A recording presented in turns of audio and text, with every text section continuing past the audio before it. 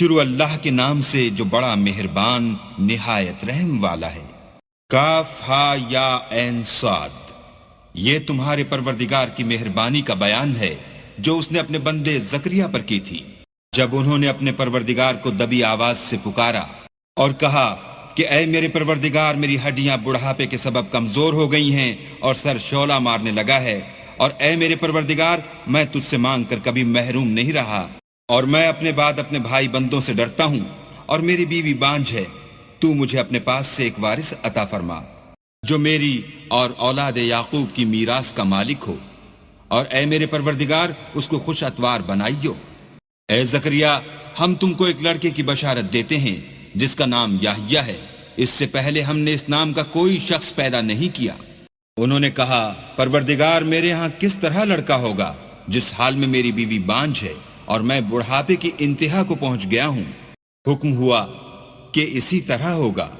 تمہارے پروردگار نے فرمایا ہے کہ مجھے یہ آسان ہے، اور میں پہلے تم کو بھی تو پیدا کر چکا ہوں اور تم کچھ چیز نہ تھے۔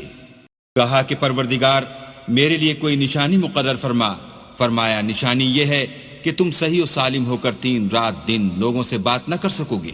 پھر وہ عبادت کے حجرے سے نکل کر اپنی قوم کے پاس آئے تو ان سے اشارے سے کہا کہ صبح و شام اللہ کو یاد کرتے رہو۔ اے یحییٰ، ہماری کتاب کو زور سے پکڑے رہو، اور ہم نے ان کو لڑکپن ہی میں دانائی عطا فرمائی تھی، اور اپنے پاس سے شفقت اور پاکیزگی دی تھی، اور وہ پرہیزگار تھے، اور ماں باپ کے ساتھ نیکی کرنے والے تھے، اور سرکش اور نافرمان نہیں تھے۔ اور جس دن وہ پیدا ہوئے، اور جس دن وفات پائیں گے، اور جس دن زندہ کر کے اٹھائے جائیں گے، تو ان پر سلام اور رحمت ہے۔ اور کتاب قرآن میں مریم کا بھی مذکور کرو، جب وہ اپنے لوگوں سے الگ ہو کر مشرق کی طرف چلی گئیں تو انہوں نے ان کی طرف سے پردہ کر لیا۔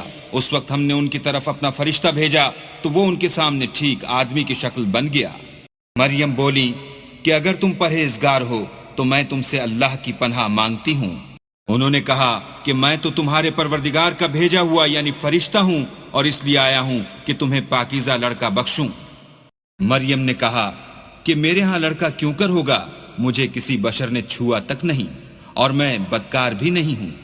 فرشتے نے کہا کہ یوں ہی ہوگا، تمہارے پروردگار نے فرمایا کہ یہ مجھے آسان ہے، اور میں اسے اسی طریق پر پیدا کروں گا تاکہ اس کو لوگوں کے لیے اپنی رحمت کی طرف سے نشانی اور ذریعہ رحمت و مہربانی بناؤں، اور یہ کام مقرر ہو چکا ہے۔ تو وہ اس بچے کے ساتھ حاملہ ہو گئیں اور اسے لے کر ایک دور جگہ چلی گئیں۔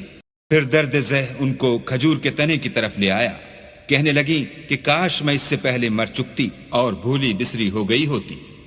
اس وقت ان کے نیچے کی جانب سے فرشتے نے ان کو آواز دی کہ غمناک نہ ہو، تمہارے پروردگار نے تمہارے نیچے ایک چشمہ پیدا کر دیا ہے، اور کھجور کے تنے کو پکڑ کر اپنی طرف ہلاؤ، تم پر تازہ تازہ کھجوریں جھڑ پڑیں گی، تو کھاؤ اور پیو اور آنکھیں ٹھنڈی کرو۔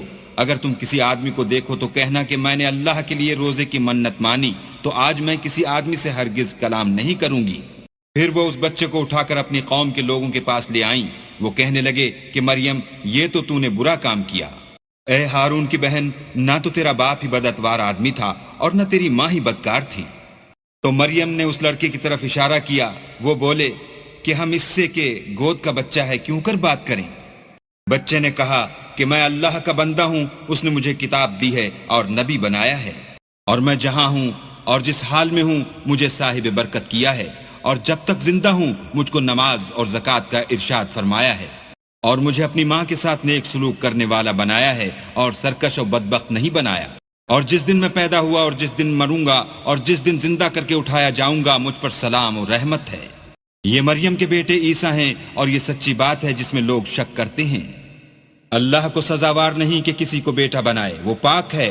جب کسی چیز کا ارادہ کرتا ہے تو اس کو یہی کہتا ہے کہ ہو جا، تو وہ ہو جاتی ہے۔ اور بے شک اللہ ہی میرا اور تمہارا پروردگار ہے، تو اسی کی عبادت کرو، یہی سیدھا رستہ ہے۔ پھر اہل کتاب کے فرقوں نے باہم اختلاف کیا، سو جو لوگ کافر ہوئے ہیں ان کو بڑے دن یعنی قیامت کے روز حاضر ہونے سے خرابی ہے۔ وہ جس دن ہمارے سامنے آئیں گے کیسے سننے والے اور کیسے دیکھنے والے ہوں گے، مگر ظالم آج صریح گمراہی میں ہیں۔ اور ان کو حسرت و افسوس کے دن سے ڈراؤ جب بات فیصل کر دی جائے گی، اور ہیہات و غفلت میں پڑے ہوئے ہیں اور ایمان نہیں لاتے۔ ہم ہی زمین کے اور جو لوگ اس پر بستے ہیں ان کے وارث ہیں، اور ہماری ہی طرف ان کو لوٹنا ہوگا۔ اور کتاب میں ابراہیم کو یاد کرو، بے شک وہ نہایت سچے پیغمبر تھے۔ جب انہوں نے اپنے باپ سے کہا کہ ابا، آپ ایسی چیزوں کو کیوں پوچھتے ہیں جو نہ سنیں اور نہ دیکھیں اور نہ آپ کے کچھ کام آ سکیں؟ ابا، مجھے ایسا علم ملا ہے جو آپ کو نہیں ملا، تو میرے ساتھ ہوجئے، میں آپ کو سیدھی راہ پر چلا دوں گا۔ ابا، شیطان کی پوجا نہ کیجئے، بے شک شیطان اللہ کا نافرمان ہے۔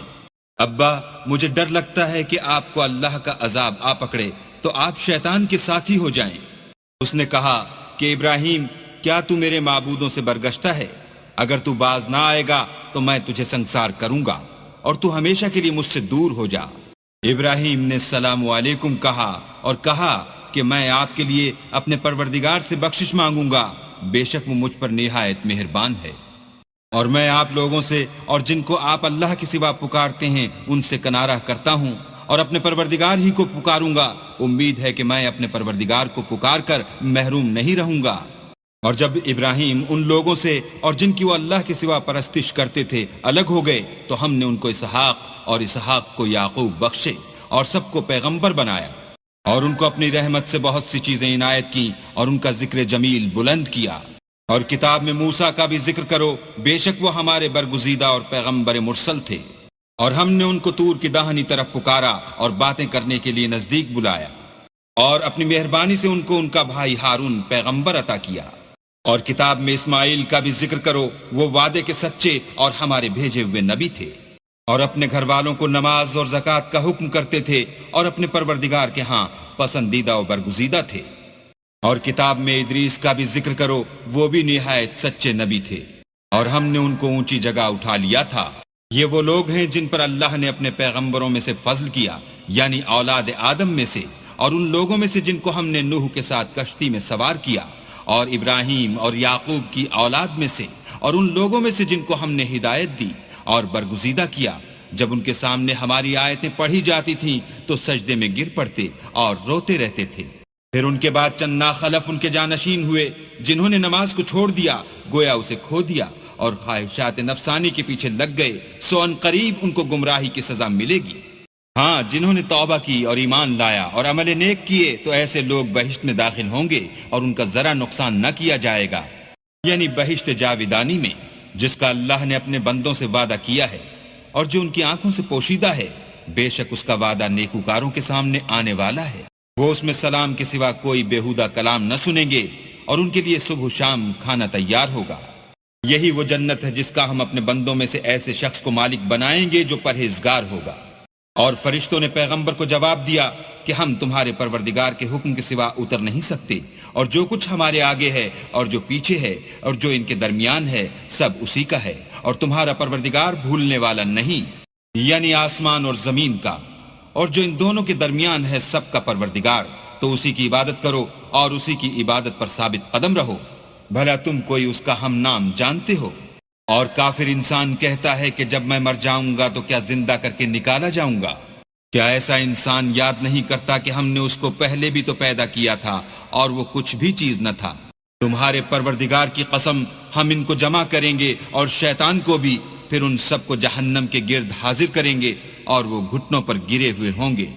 پھر ہر جماعت میں سے ہم ایسے لوگوں کو کھینچ نکالیں گے جو اللہ سے سخت سرکشی کرتے تھے، اور ہم ان لوگوں سے خوب واقف ہیں جو ان میں داخل ہونے کے زیادہ لائق ہیں، اور تم میں سے کوئی شخص نہیں مگر اسے اس پر گزرنا ہوگا، یہ تمہارے پروردگار پر لازم اور مقرر ہے۔ پھر ہم پرہیزگاروں کو نجات دیں گے اور ظالموں کو اس میں گھٹنوں کے بل پڑا ہوا چھوڑ دیں گے۔ اور جب ان لوگوں کے سامنے ہماری آیتیں پڑھی جاتی ہیں تو جو کافر ہیں وہ مومنوں سے کہتے ہیں کہ دونوں فریق میں سے مکان کس کے اچھے اور مجلسیں کس کی بہتر ہیں، اور ہم نے ان سے پہلے بہت سی امتیں ہلاک کر دیں، وہ لوگ ان سے ٹھاٹھ اور نمود میں کہیں اچھے تھے۔ کہہ دو کہ جو شخص گمراہی میں پڑا ہوا ہے اللہ اس کو آہستہ آہستہ مہلت دیے جاتا ہے، یہاں تک کہ جب اس چیز کو دیکھ لیں گے جس کا ان سے وعدہ کیا جاتا ہے، خواہ عذاب اور خواہ قیامت، تو اس وقت جان لیں گے کہ مکان کس کا برا ہے اور لشکر کس کا کمزور ہے۔ اور جو لوگ ہدایت یاب ہیں اللہ ان کو زیادہ ہدایت دیتا ہے، اور نیکیاں جو باقی رہنے والی ہیں وہ تمہارے پروردگار کے صلے کے لحاظ سے خوب اور انجام کے اعتبار سے بہتر ہیں۔ بھلا تم نے اس شخص کو دیکھا جس نے ہماری آیتوں سے کفر کیا اور کہنے لگا اگر میں اثر نو زندہ ہوا بھی تو یہی مال اور اولاد مجھے وہاں ملے گا۔ کیا اس نے غیب کی خبر پالی ہے یا اللہ کے یہاں سے عہد لے لیا ہے؟ ہرگز نہیں، یہ جو کچھ کہتا ہے ہم اس کو لکھتے جاتے اور آہستہ آہستہ عذاب بڑھاتے جاتے ہیں۔ اور جو چیز یہ بتاتا ہے ان کے ہم وارث ہوں گے اور یہ اکیلا ہمارے سامنے آئے گا۔ اور ان لوگوں نے اللہ کے سوا اور معبود بنا لیے ہیں تاکہ وہ ان کے لیے موجب عزت و مدد ہوں۔ ہرگز نہیں، وہ معبودان باطل ان کی پرستش سے انکار کریں گے اور ان کے دشمن و مخالف ہوں گے۔ کیا تم نے نہیں دیکھا کہ ہم نے شیطانوں کو کافروں پر چھوڑ رکھا ہے کہ وہ ان کو برنگیختہ کرتے رہتے ہیں؟ تو تم ان پر عذاب کے لیے جلدی نہ کرو، اور ہم تو ان کے لیے دن شمار کر رہے ہیں، جس روز ہم پرہیزگاروں کو اللہ کے سامنے بطور مہمان جمع کریں گے اور گناہ گاروں کو دوزخ کی طرف پیاسے ہانک لے جائیں گے۔